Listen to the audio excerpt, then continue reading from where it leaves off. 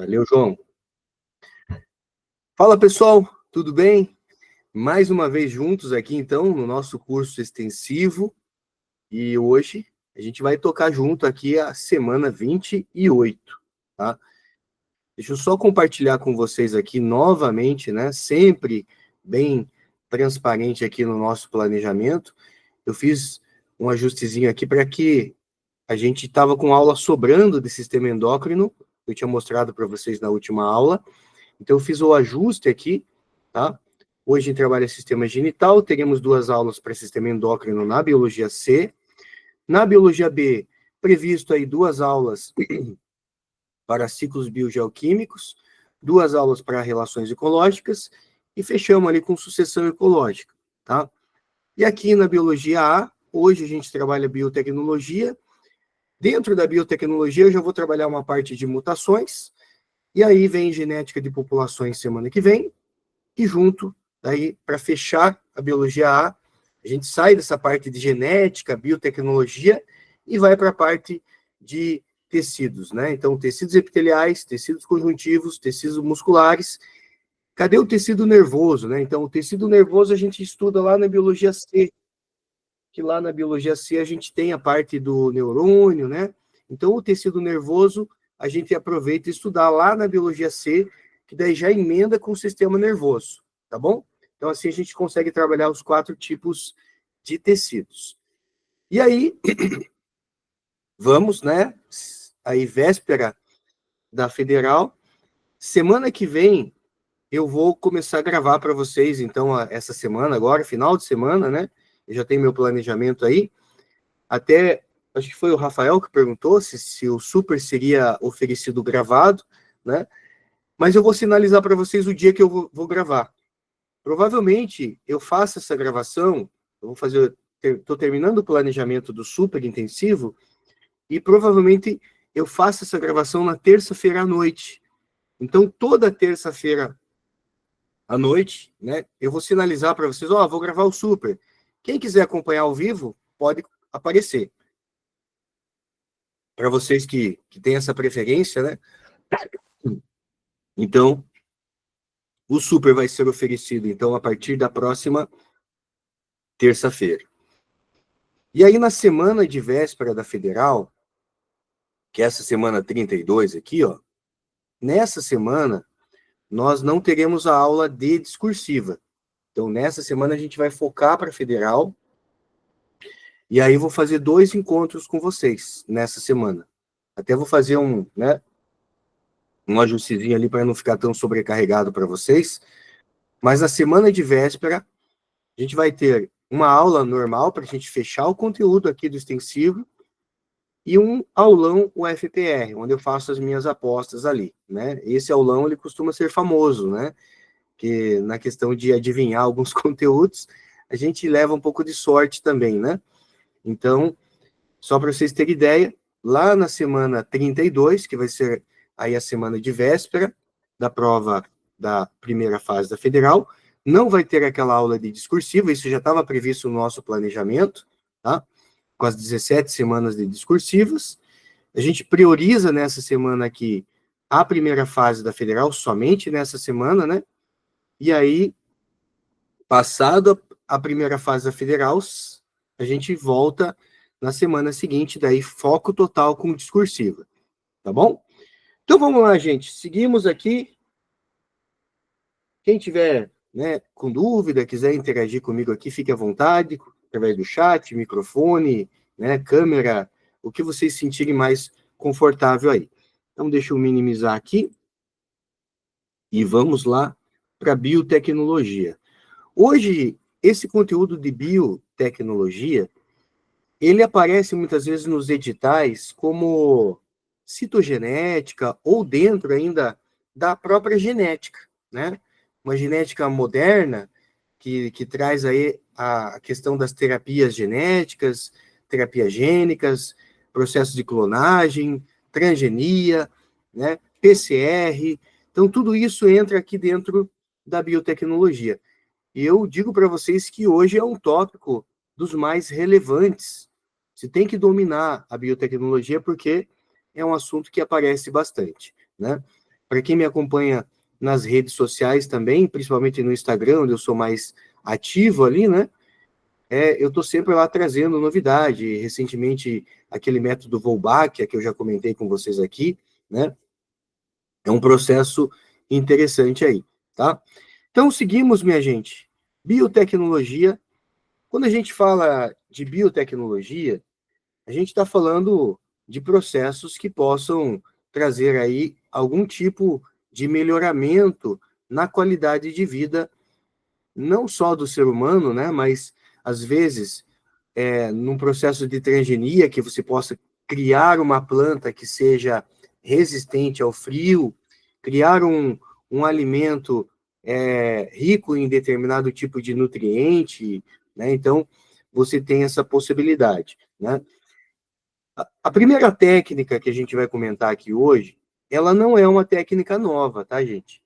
A técnica do DNA recombinante, ela é uma técnica da década de 70. Então, lá na década de 1970, começaram a estudar a possibilidade de você, através de bactérias, produzir substâncias que sejam do interesse do ser humano, como, por exemplo, o hormônio do crescimento, que é o GH, né? A insulina, mais famoso de todos aqui, a insulina. Então, imagine, década de 70. Nessa época, quem era diabético e precisava de insulina, usava uma insulina animal, que vinha do porco, que tinha lá uma certa compatibilidade com o ser humano, uma certa similaridade com a insulina humana, mas espera aí, né? Não é uma insulina humana. Então é lógico que as pessoas que usavam essa insulina que vinha do porco, elas tinham algum efeito colateral, né? Muitas vezes alergias, né? Algumas pessoas que não se adaptavam a essa insulina que vinha do porco. Na década de 70, desenvolveram então essa técnica que está quase obsoleta, tá? Daqui a pouco eu digo para vocês por que essa técnica está quase obsoleta. Ela ainda é muito utilizada, mas né, se a CRISPR, que é uma técnica mais recente, se a CRISPR caminhar, a técnica do DNA recombinante tudo indica que ela deve ficar obsoleta mesmo, tá? Mas ainda hoje é uma técnica utilizada, né? A gente diz que ela está com os dias contados se a técnica CRISPR-Cas9 caminhar, né? Avançar aí no que a gente imagina que vai avançar, tá? Galera, essa técnica, ela envolve a utilização de uma proteína importante. É uma proteína com ação, né, enzimática, então a gente chama de enzima. E essas enzimas, elas não foram desenvolvidas pelo ser humano, não é uma enzima artificial. Essas enzimas, elas são enzimas naturais encontradas em bactérias, tá? Então, as bactérias, elas possuem uma proteína especial que é produzida a partir do plasmídio bacteriano. Vocês sabem que a bactéria, que é uma célula procariótica, ela tem um DNA principal. Vamos desenhar uma bactéria aqui, ó. Então, lá, a bactéria tem lá parede celular, tem lá sua membrana plasmática aqui, né? E aí ela tem um DNAzinho circular aqui. Esse é o DNA principal. Mas além do DNA principal, as bactérias têm um segundo DNA, que nós chamamos de plasmídio. Esse plasmídio, ele é um DNA extracromossomial. E para que serve esse DNA extra nas bactérias? Esse DNA extra, a partir dele, acontece um processo de transcrição e tradução gênica, que vai produzir o quê? Vários tipos de enzimas. Essas enzimas são denominadas de enzimas de restrição. Tá? O que é uma enzima de restrição? É uma endonuclease. É uma enzima que funciona como uma tesoura biológica. Tá? Então, é um processo natural que foi descoberto em bactérias. Quando você descobre, você é um cientista, descobre um processo desse, você não pode patentear, porque é um processo da natureza. Então, nenhum laboratório consegue patentear esse tipo de técnica. Não fui eu que inventei, não foi o laboratório lá, né, da Pfizer que inventou essa enzima de restrição, não. Ela é natural, né? E existe, gente, milhares de enzimas de restrição. Cada enzima de restrição, ela corta o DNA num ponto específico. Então, tem enzima de restrição que vai cortar o DNA lá na sequência adenina, adenina, timina, timina, por exemplo, né? Tem enzima de restrição que vai cortar o DNA lá na sequência guanina, citosina, guanina, citosina. Então, dependendo da onde você quer abrir o DNA, da onde está o gene de interesse, você vai usar uma determinada enzima de restrição. A enzima de restrição mais famosa é chamada de EcoR1. Por que EcoR1? Porque a EcoR1 ela é uma enzima de restrição que foi retirada da bactéria Escherichia coli, E. coli, né? E eles chamam E. coli R1, ou seja, restrição 1. Que daí tem a enzima de restrição 2, a enzima de restrição 3 da Escherichia coli, e assim vai. No laboratório científico, né, de bioquímica, de biotecnologia, existe um catálogo gigante para que você possa, né, pesquisar ali qual enzima de restrição é do teu interesse, tá? E para que eles fazem isso? Essa enzima de restrição, eu consigo, então, ir lá numa célula beta do pâncreas de uma pessoa saudável e eu consigo isolar o gene da insulina. Imagina que esse gene aqui, ó, é o gene da insulina, ou o gene do hormônio do crescimento, ou o gene do fator 8 de coagulação lá da hemofilia. O que os cientistas fazem, né? Só para curiosidade, aqui é uma foto minha fazendo essa técnica, testando essa técnica lá no laboratório da Federal no ano de 2016, tá? Eu me formei em 2005, né? Mas eu volta e meia, estou fazendo cursos de atualização, né?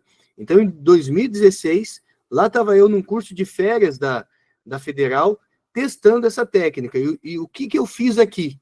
Né? Eu e outros professores que estavam lá se atualizando. Aqui tem uma colônia de bactéria. Nós isolamos o gene da bioluminescência do vagalume, uma enzima chamada luciferase. Pegamos esse gene de interesse e, usando um plasmídio, olha só, você usa o plasmídio bacteriano como um veículo.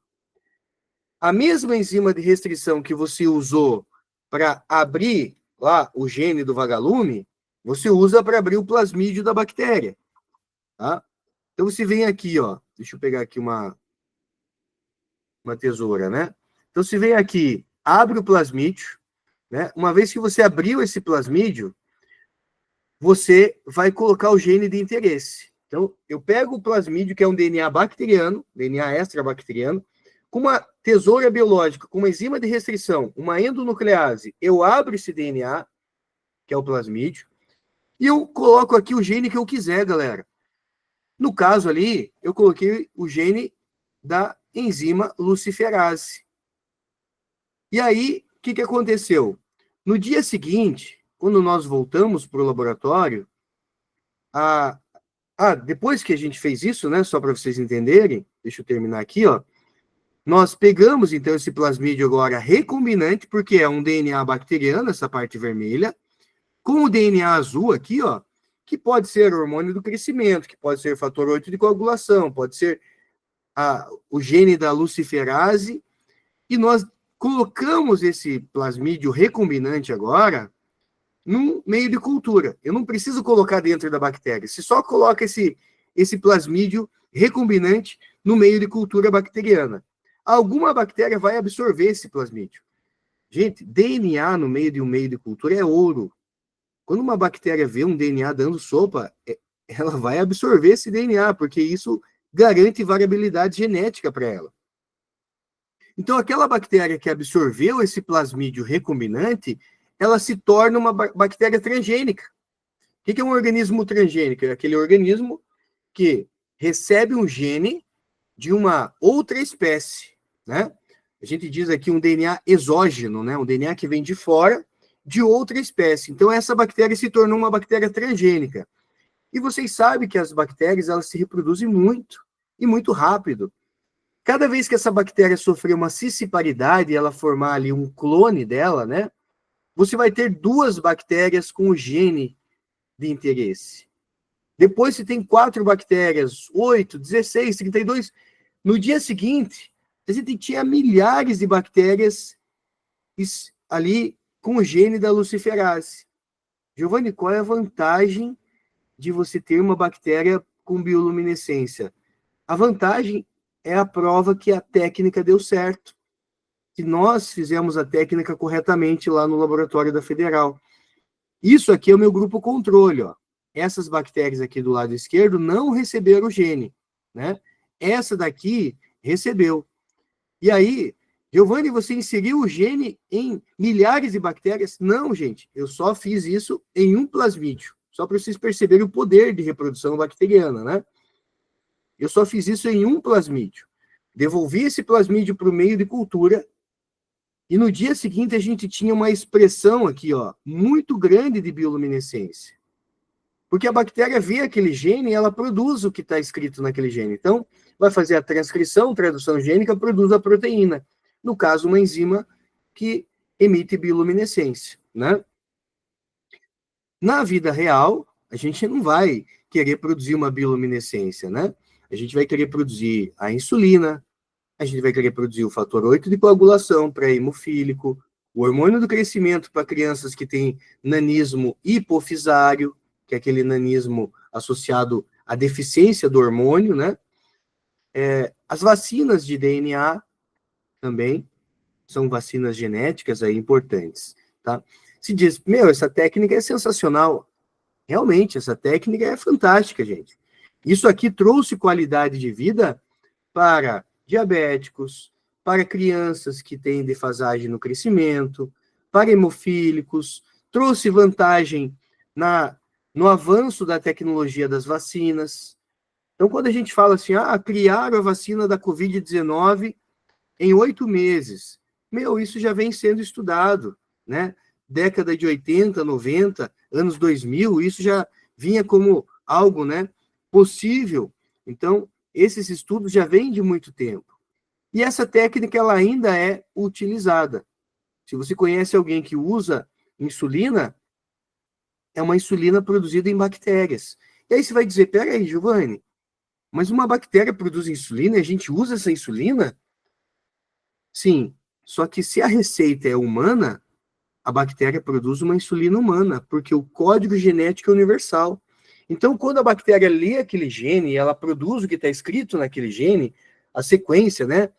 Adenina, uracila, né? Já fazendo a transcrição para o RNA, a UG é o aminoácido metionina para mim, para você, para uma bactéria, né? Para qualquer ser vivo. Então, pelo fato do código genético ser universal, esse gene humano na bactéria, a bactéria vai produzir uma proteína humana. Isso é isolado em laboratório e usado como, né, reposição hormonal para aqueles personagens, né, aqueles indivíduos que têm alguma deficiência, né, diabéticos, hemofílicos, né, nanismo hipofisário e vacinas genéticas. Beleza? Isso, gente, traz um avanço bem significativo, né? Vamos para o segundo momento aqui. Um outro ponto que você tem que dominar, o que é PCR? Giovanni, o que é PCR? Traduzindo, PCR é a reação em cadeia da polimerase. O que é uma polimerase? Polimerase é uma enzima que copia DNA. A polimerase, ela é especializada na cópia de DNA. Beleza? Só que não pode ser qualquer polimerase. Você já vai entender por quê. Imagina que você é um perito criminal, que você chega na cena do crime e você encontra uma amostra de DNA que possivelmente seja de algum suspeito que matou aquela vítima. Só que a amostra de DNA que você tem é uma amostra pequena. E por ser uma amostra pequena, talvez isso não traga uma evidência realmente de quem é o criminoso, né? Hoje no Brasil, quando você encontra uma amostra de DNA e você precisa descobrir quem é o criminoso, infelizmente no Brasil a gente não tem ainda um banco de DNA. a sua impressão digital já está cadastrada lá na Polícia Civil quando você fez a sua identidade, né? Então, a criancinha nasceu hoje, fez a identidade, já está lá o dedinho dela lá, né? Por quê? A impressão digital é única. Então, no Brasil, a gente tem um banco de impressão digital. Se encontrar a impressão digital de alguma pessoa na cena de um crime, essa pessoa, né, é um suspeito aí que vai ter que ser ouvido, né, vai ter que entender por que a impressão digital dessa pessoa apareceu na cena do crime. Não precisa você chamar a pessoa. Encontrou uma impressão digital, você joga no banco de dados da polícia, isso vai baixar lá, ó, Giovanni Lucas Miranda, né? Agora, DNA, o meu DNA não está na polícia. Alguns países já têm banco de DNA. Então, quando você encontra amostra de DNA numa cena do crime, o que você faz? Você intima possíveis suspeitos. E aí você compara o DNA da cena do crime com o DNA dos suspeitos, né? Faz lá o teste de DNA. Se coincidir, é o cara que estava na cena do crime, né? A PCR, ela vai servir para você amplificar essa amostra. Traduzindo, você aumentar a quantidade de DNA. Você vai clonar esse DNA. É para isso que serve a PCR. Só para você ter ideia, uma molécula de DNA, em questão de 2 horas, eu consigo amplificar ela, multiplicar ela em mais de 1 milhão de cópias. Então, uma molécula de DNA, em questão de 2 horas, você consegue ter 1 milhão de cópias. Olha só que interessante. Como que isso é feito, Giovanni? Você tem que aumentar a temperatura da amostra para que o DNA sofra um processo de desnaturação. Quando o DNA desnatura, ele quebra as ligações de hidrogênio e a dupla fita se separa. Então, por isso o aumento da temperatura. A partir do aumento da temperatura, então, você separa as duas cadeias. Depois, você usa uma polimerase, mas não pode ser uma polimerase humana. Por quê? Porque você está trabalhando com alta temperatura. Uma polimerase é uma enzima, que é uma proteína. E proteínas humanas não suportam altas temperaturas. Elas sofreriam uma desnaturação e não iria funcionar. Então, eles usam uma taquipolimerase. Taquipolimerase é uma abreviação de uma bactéria chamada Thermus aquaticus. A Thermus aquaticus, por isso a abreviação TAC, essa Thermus aquaticus é uma arqueobactéria termófila, ou seja, ela tem uma polimerase que suporta altas temperaturas porque é uma bactéria de fontes termais. E aí você diz, não tem problema usar uma enzima bacteriana? Lembre-se, o código genético é universal, né? Então, essa TAC polimerase, quando ela for escrever o DNA, copiar o DNA, ela vai copiar como qualquer outra polimerase, gente, com a vantagem que ela suporta alta temperatura. E você usa primer. Por quê? Para você copiar um DNA, né, você precisa do quê?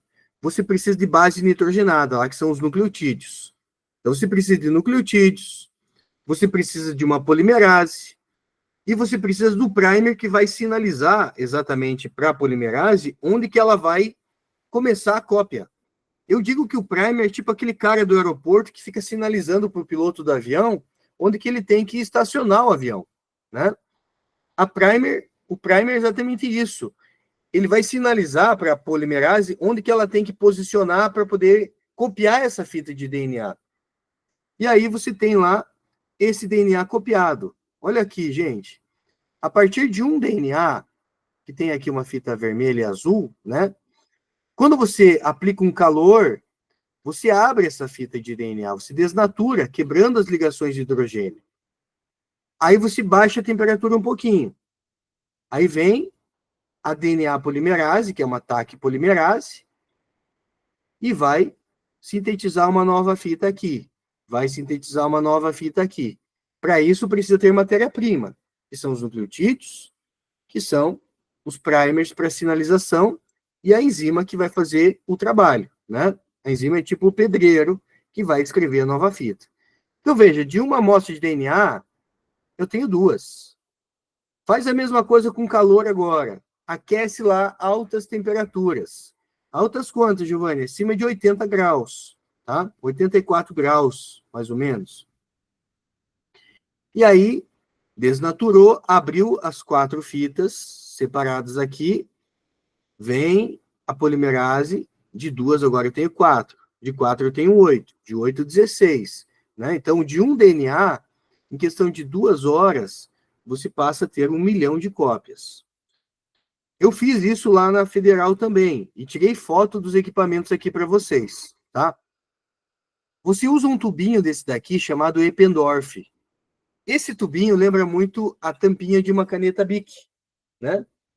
Só que a diferença é que ele tem uma tampinha aqui e ele não é aberto aqui, né? O nome desse tubinho é Eppendorf. Então, com uma pipeta, você coloca aqui dentro o DNA que você quer clonar, você quer amplificar, você coloca aqui dentro os primers, você coloca aqui dentro os nucleotídeos. E aí esse Eppendorf, ele encaixa nesses pocinhos aqui, ó. Tá? Veja quantos pocinhos a gente tem aqui. E aí você fecha o equipamento, né? Essa tampa aqui, essa que está aberta aqui, ó. Pode ver, ó, o FPR. Inventário 2015. Então esse equipamento, né? Tava novinho ali. Eu estava fazendo esse curso em 2016. E aí você programa o equipamento aqui para quantas cópias você quer. Ah, eu quero 2 milhões de cópias. Então se vem aqui, o nome desse equipamento chama-se termociclador. Depois de 2 horas, depois de 4 horas, você vai ter a quantidade de DNA amplificada. E para que serve essa amplificação? Quanto mais DNA eu tiver, mais chance, né, de comparação eu vou ter. Porque se eu tiver uma amostra de DNA pequena, né, a comparação, às vezes, não vai viabilizar o teste. Né? Então, você precisa fazer isso lá para amplificar a amostra de DNA. Então, o termociclador faz isso, tá, gente? Depois, o próximo assunto que a gente vai falar agora aqui é o que a gente chama de splicing alternativo. O que é o splicing alternativo? Traduzindo, né, processamento. O nosso DNA, a gente diz que 98% do DNA humano é um DNA que ele não é traduzido, né? Ele é transcrito, mas ele não é traduzido. Por que isso acontece? Antigamente, falava-se que 98% do DNA humano era DNA lixo, porque se ele não é traduzido, ele não servia para nada. Mas os cientistas descobriram que, na verdade, é exatamente o contrário, né? 2% só do nosso DNA nós chamamos de exon. E 98% do nosso DNA são trechos chamados de intron.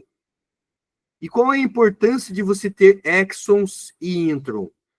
Os exons são os genes que serão transcritos e traduzidos em proteínas. Os introns, eles serão transcritos, porém, eles não serão traduzidos. Os introns funcionam como genes reguladores. O que achava-se antigamente que era um DNA lixo, que não tinha função, descobriu que, na verdade, ele é o maestro de um processo. E qual a vantagem disso? Olha só, na matemática aqui, nós temos que a espécie humana tem em torno de 23 mil genes.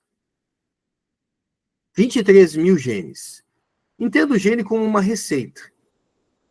Só que a partir de 23 mil genes, nós produzimos 100 mil tipos de proteínas. Vou abreviar aqui como PTNs.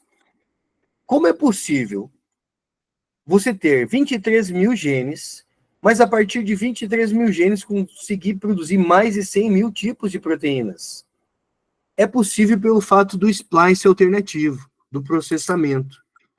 Se o nosso DNA tem trechos que nós chamamos de exons e introns, quando você transcreve ele ainda no núcleo da célula, isso aqui só é possível em eucariontes, tá, gente? Porque precisa, né, imaginar que isso aqui vai acontecer dentro do núcleo. Porque se for uma bactéria, Uma vez que você já tem o RNA, o ribossomo já sai lendo. Não dá tempo de você fazer o processamento. Então, lá no núcleo das nossas células, acontece o quê? O splice alternativo, que basicamente é o quê?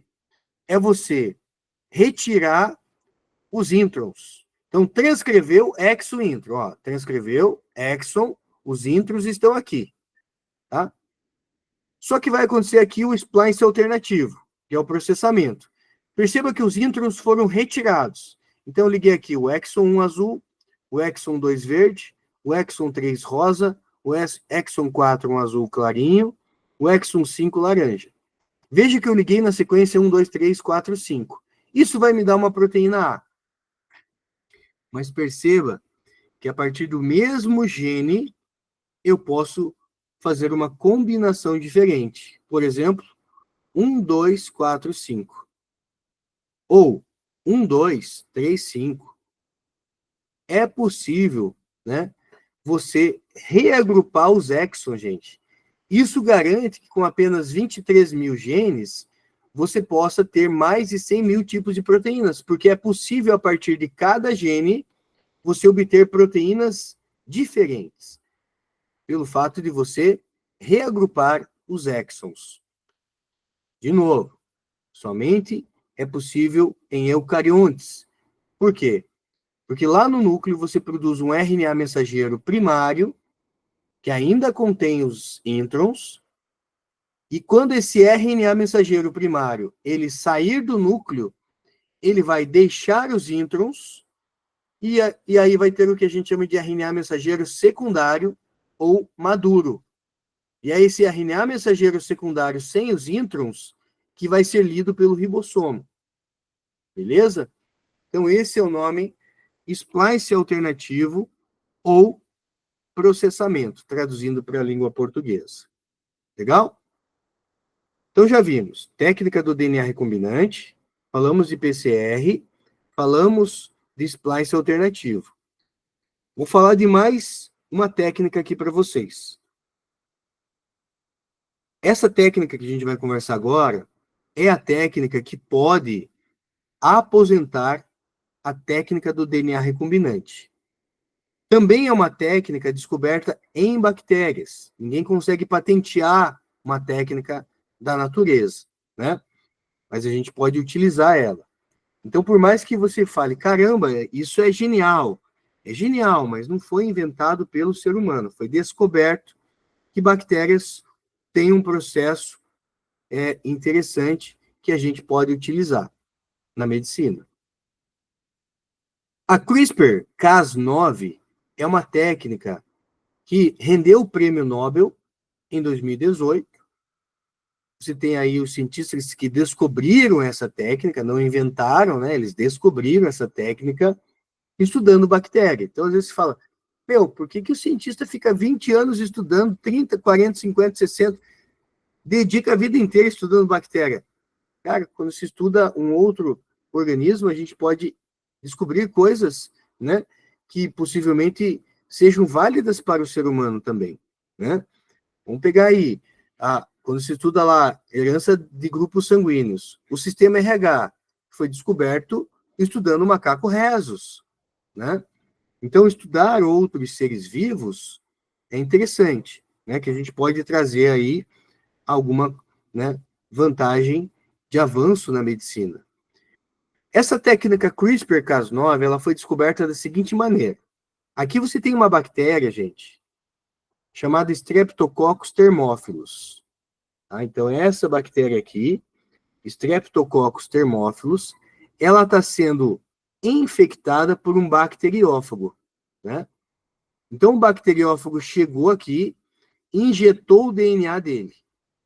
Então, a gente tem aqui, ó, o processo que foi descoberto, né? Vamos entender o que é a CRISPR primeiro, tá? CRISPR-Cas9, para depois a gente entender como que a gente pode usar ela. Então, os cientistas descobriram que as bactérias, elas têm um processo de defesa, um processo de imunidade. Quando um bacteriófago ataca uma bactéria, ocorre ali uma fragmentação do DNA viral pelas enzimas de restrição bacteriana. Então, veja, gente, lembra que bactéria tem o plasmídio, que é um DNA extra. A partir desse DNA do plasmídio, as bactérias produzem proteínas que são chamadas de enzimas de restrição. Essas enzimas de restrição são proteínas que têm capacidade de clivar, de cortar o DNA do bacteriófago. Então, você tem aqui o ponto 2, ó. Está aqui o DNA do bacteriófago, e esse DNA ele foi clivado, ele foi cortado pelas enzimas de restrição.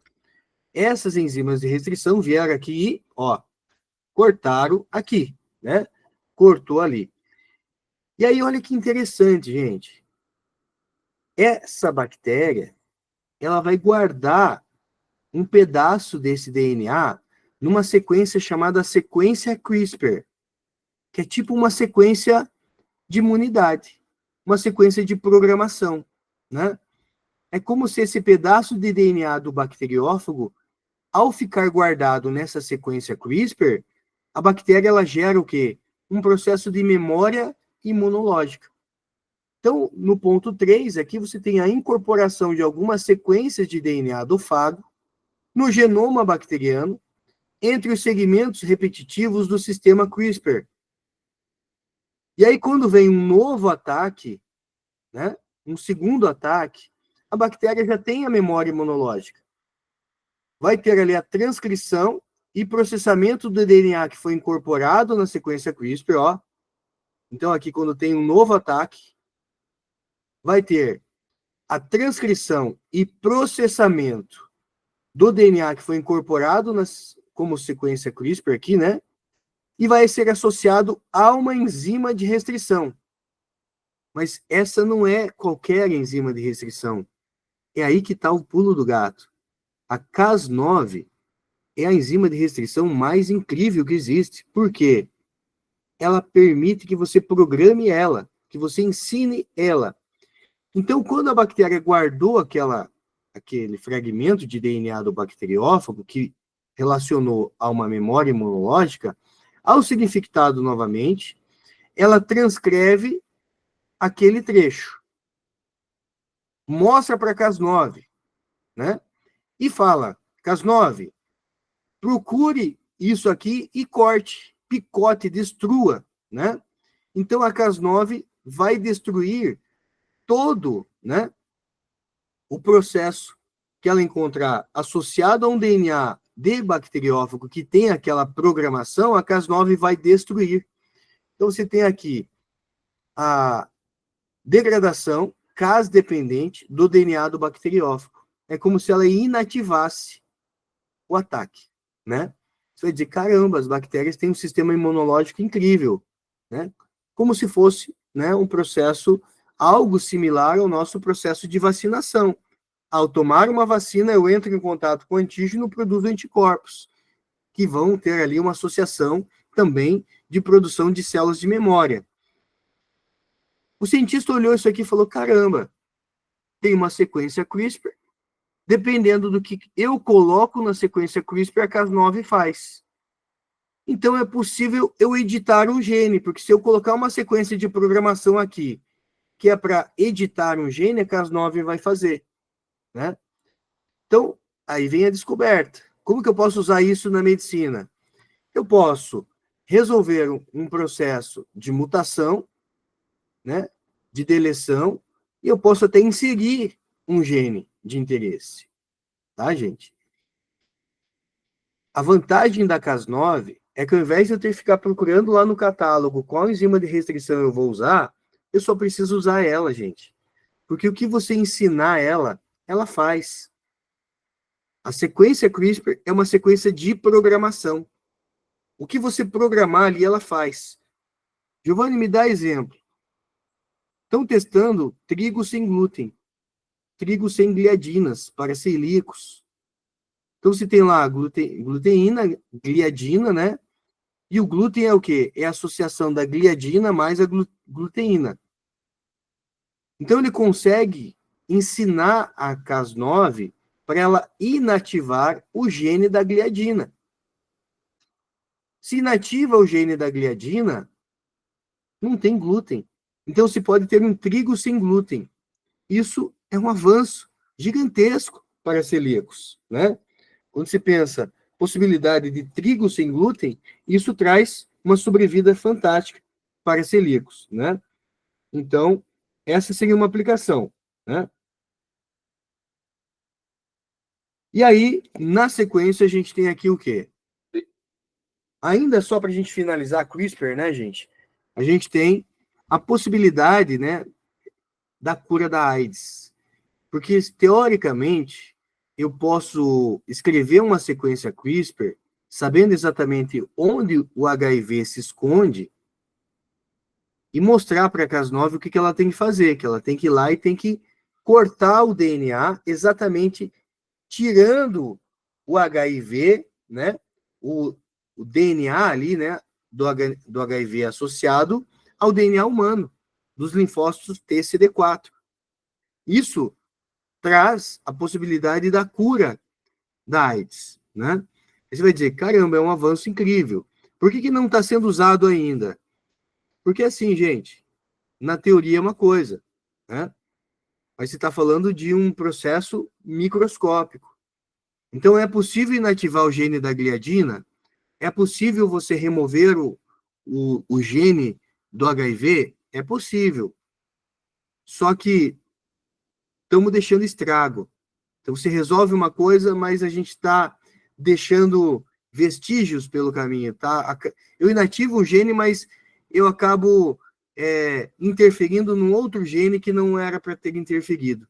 Então, essa técnica que deu o prêmio Nobel em 2018, CRISPR-Cas9, uma hora que a gente conseguir ajustar ela, ela vai aposentar a técnica do DNA recombinante, né? Com possibilidade de trazer a cura de doenças que hoje são doenças genéticas. Ao invés de um paciente ficar usando insulina, você edita o gene dele e faz ele produzir insulina, né? Isso seria um avanço gigantesco, né? Vocês, futuros médicos que estão assistindo essa aula, talvez daqui 10, 20 anos, falam, cara, um dia, na minha aula lá com o Giovanni, ele falou que a gente ia estar usando aqui a CRISPR para cura de doença genética, e, né, vai ser uma coisa, assim, banal do cotidiano médico, né? Essa possibilidade de cura de doenças genéticas. Para a gente não avançar muito, ficou uma parte ainda da biotecnologia. Eu vou fechar aqui com vocês a biologia A, por enquanto, por aqui, tá? O João, que está nos acompanhando pela primeira vez, a gente faz sempre um intervalinho, tá, João? Então, agora aqui, 7h18, vamos fazer um intervalinho aí de uns 5 minutos, tá? Eu fico por aqui. Quem tiver dúvida, manda aqui, né? Pode permanecer na aula. A única coisa que eu desligo a gravação, né? Para que a gente possa começar a biologia B. E aí fica um intervalinho aí de uns 5 minutinhos, tá bom? A gente vai para a biologia B, que é ciclos biogeoquímicos.